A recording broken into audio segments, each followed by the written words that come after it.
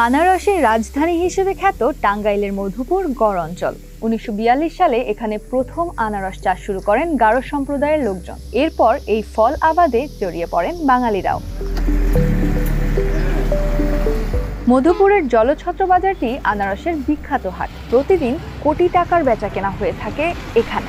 দেশের বিভিন্ন স্থানের পাইকার ও খুচরা ব্যবসায়ীরা এখানে আসেন, কিনে নিয়ে যান রসালো ফলটি। আকার ভেদে প্রতিটি আনারস এবার বিক্রি হচ্ছে 20 থেকে 60 টাকায়। লাভবান আনারসের দাম কম, হ্যাঁ, এই জন্য আমরা লাভবান কম।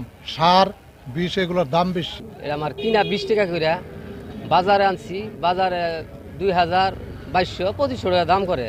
এটা বাজার মূল্য অন্য জিনিসের তুলনায় এটা বাজার খুবই কম, কারণ আমার চাষি করে পোষে না, যারা ব্যবসায়িক করে কিনছে 11 মনে করুন যে পোষে না, লসের দিকে খুব। দেশের 52তম জিআই পণ্য হিসেবে গত 24 সেপ্টেম্বর স্বীকৃতি পেয়েছে টাঙ্গাইলের মধুপুর গড় অঞ্চলের আনারস। এতে উচ্ছ্বাসিত এলাকার চাষিরা। আগামী বছরগুলোতে আবাদ বাড়ানোর পাশাপাশি ন্যায্য মূল্য পাবার আশা তাদের। আনারস যদি আমদানি রপ্তানি করা যায় তাইলে আমরা মধুপুরবাসী এবং আউশনারা গ্রাম আমার বাড়ি, হ্যাঁ, তাইলে আমরা কৃষক যারা তারা আমরা লাভবান হব। 10,000 আর একটু পাতলা করে গেলে আর কি 8,000 খরচ। ওই যে এক প্যাকেটে মনে করেন যে 60,000-70,000 টাকা খরচ হয়ে যায়, মানে গারাত নিয়ে শেষ পর্যন্ত তুলতে। বিক্রি হয় 1,10,000, 1,00,000 এরকম। সপ্তাহ নইলে পরে আমাদের চাষ আবাদ আরো বেশি লাভবান হবো। মধুপুর ছাড়াও দেশের সিলেট ও পার্বত্য এলাকায় আনারসের চাষ হয়। তবে জিআই পণ্য হিসেবে স্বীকৃতি পাওয়ার মানে হচ্ছে ভৌগোলিক নির্দেশ যুক্ত হওয়া। দেশে ও বিশ্ববাজারে এখন আনারস মানেই মধুপুরের আনারস।